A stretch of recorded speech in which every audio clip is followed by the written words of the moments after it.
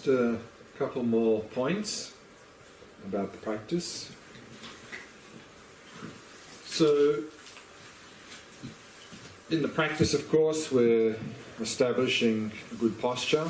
So again, in the posture, the two things are important is to have the back straight and the body relaxed. And then also, of course, in establishing that posture, we can basically forget about the body and just focus on the practice. And so, therefore also, to keep the body as still as possible during the meditation and avoid any unnecessary movement or fidgeting, because our tendency is that as soon as we notice some itch or scratch in the body, we sort of, do this. And so every time we do that, of course, it's a distraction. So when you notice some itch or scratch coming in the body, just notice that and let it go and don't react to it. But of course, if you have a lot of pain in the body, maybe knees starting to hurt, back hurting or so forth, then at some point we may need to shift or adjust our posture, because otherwise it will just pull our attention, that pain. And again, in these two 15-minute sessions, if you're finding that after one 15-minute session, in the second one your knees are starting to hurt or so forth, then we can find a different posture for the second half. Again, maybe we can even sit in a chair, use a chair for the second half. Now, of course, in this practice, particularly as we start to go a little bit deeper into the Shamatha practice, and our bodies and our mind starts to balance, then our body starts to balance, and that balancing of energies in the body can cause all sorts of different physical experiences. For example, sometimes you may feel your body's very heavy, very light, very big, very small, floating, no body experience, tingling, vibration in the body, heat is very common experience. So in all of these experiences, the general recommendation, of course, is not make a big deal of them and don't get caught up in them. Because often what happens is, if these experiences in the body are very pleasant, we go, oh, that's very nice, I like that, I want that. And then, of course, we try and hold on to it, and then it immediately goes, and then we somehow try and recreate it, and then we can't, and we get frustrated, and then our whole practice is coming to a grinding halt. And if the experience in the body is a little bit unpleasant or strange, then we go, oh, what's that, I don't like that, go away, go away. We have aversion, our mind gets agitated, and then of course we drop out of the practice. So again, whether it's pleasant, unpleasant, or strange, don't make a big deal of it, and simply come back to the object, Because these experiences, they'll come and they'll go, not make a big deal of them. Now, if there's a certain sensations in the body that's happening in every single meditation, then you might like to have a look at your posture. Maybe you're doing something a little bit strange with the posture that's causing some sort of tension or certain sensations in the body. And again, sometimes with the cross-legged position, one or both legs go numb, and that can be a little bit distracting. So again, then we can adjust the leg position, maybe put some cushion under one knee so that they're not cutting the circulation so much, or again we can use, instead of cross-legged, the Burmese posture, one foot in front of the other. So these things that we can adjust for that. And then one more point, and then we'll go back to the practice, and that is that, of course, when we're doing this practice, particularly, if we're doing the breath practice, then often we can sort of drift into this sort of boredom, because of course our craving and attachment's always looking for some sort of stimulation.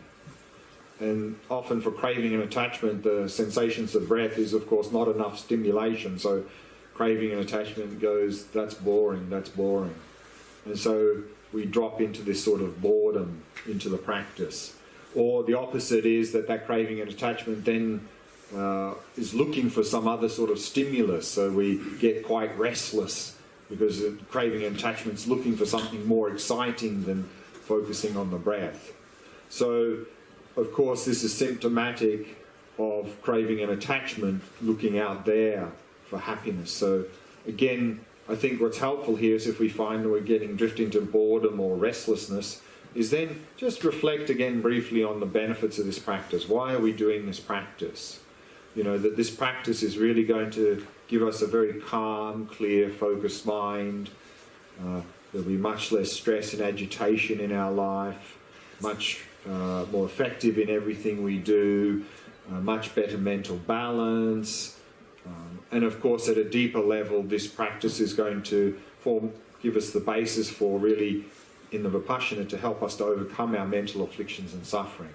So if we can really reflect on the benefits of these practice, then we'll much more joyfully engage in the practice. Same with everything in our life. If we see a lot of benefit in something in daily life, then we'll be not very bored. We won't be bored in doing it. We'll be enthusiastically engaging in that activity because we see a lot of benefit. So again, if we can keep that sort of enthusiasm in the practice, then that's going to be very, very helpful.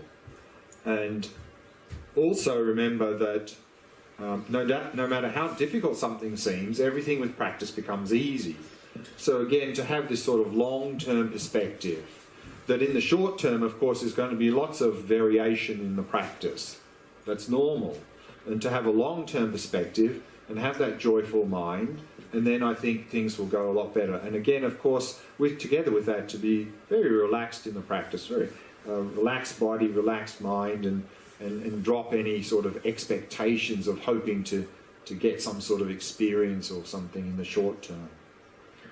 So that's all I really wanted to say. So we'll go back now again into the practice. So again, we'll do 2 15-minute sessions with a little 2-minute break in the middle.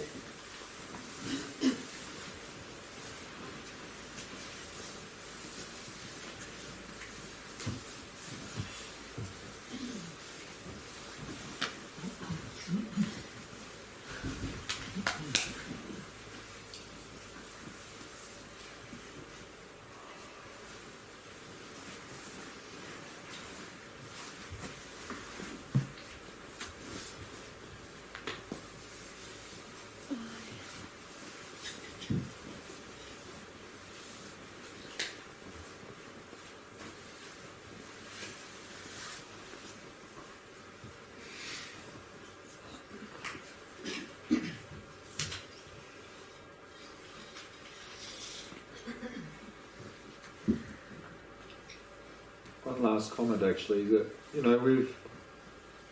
we've built up these strong habits over many years of dullness and distraction, and so to think that somehow we'll be able to change them overnight is, I think, a little bit unrealistic. So, not to get frustrated when we notice we get constantly distracted or constantly dull. That's our normal habit. So just very patiently, whenever we notice we're dull or distracted, just come back to the object, come back to the object, come back to the object. And if we keep doing that very patiently and happily, then slowly over time, our habits will change. We'll become more focused, more relaxed, less agitated, less distracted, less dull. But this will take time. So again, to have that long-term perspective, and then we can avoid any unnecessary frustrations. Okay, let's do the practice.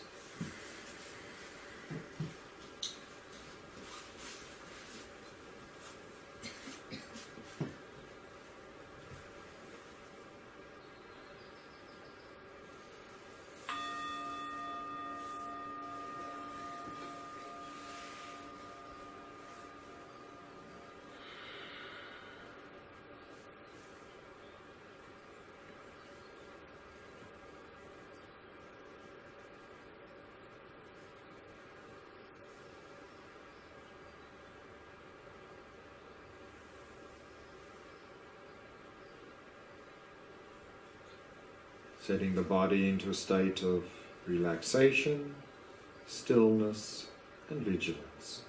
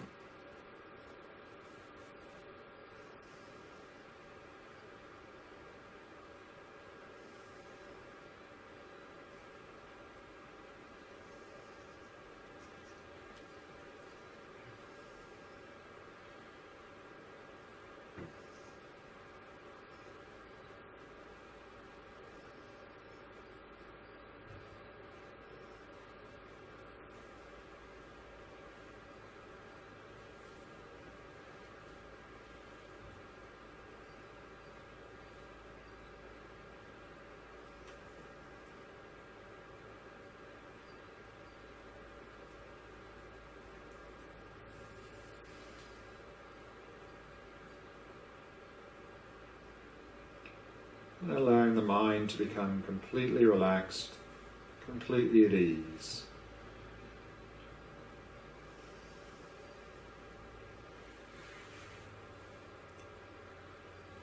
Simply allowing it to come to rest in the present moment.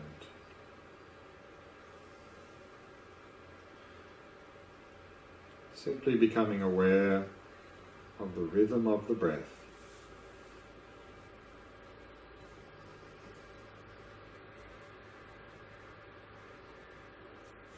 Relaxing body and mind.